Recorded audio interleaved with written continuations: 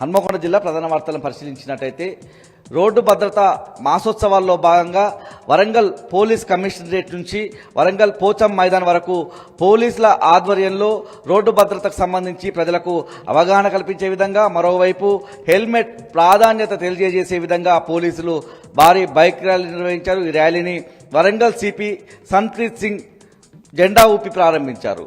Traffic నియమ నిబంధనలను పాటిస్తూ వాహనదారులు గమ్యస్థానాలకు చేరుకోవాలన్నటువంటి సందేశాన్ని సందర్భంగా వరంగల్ సిపి సన్ప్రీత్ సింగ్ తెలియజేశారు.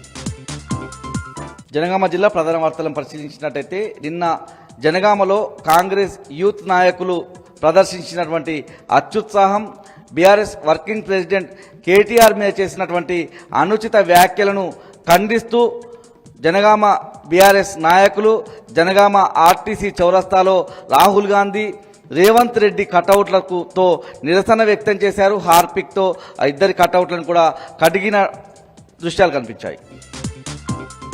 జనగామ జిల్లా నుంచి మరో ప్రధాన వార్త పరిశీలించినట్టయితే జనగామ జిల్లాలో ఓ వృద్ధుడికి పెన్షన్ రావడం లేదు. ఎందుకని అధికారులు చుట్టూ తిరగగా అతను బతికుండగానే చనిపోయినట్లుగా రికార్డులోకి ఎక్కినటువంటి సందర్భం కనిపించింది. స్టేషన్ గన్పూర్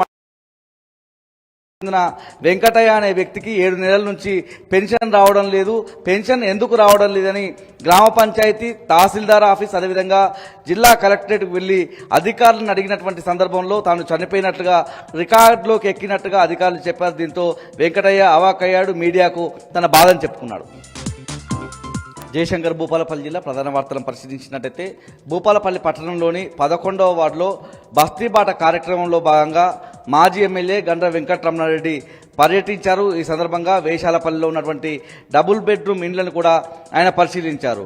బస్తీబాట కార్యక్రమంలో భాగంగా పర్యటిస్తున్న గండ్ర వెంకటరమణారెడ్డి ఆధ్వర్యంలో 11వ వార్డుకు సంబంధించిన పలువురు వివిధ పార్టీలకు చెందిన వాళ్ళు బీఆర్ఎస్ పార్టీలో చేరారు. పార్టీలో చేరిన వాళ్లకు గండ్ర వెంకటరమణారెడ్డి గులాబీ కండువా కప్పి పార్టీలోకి ఆహ్వానించారు.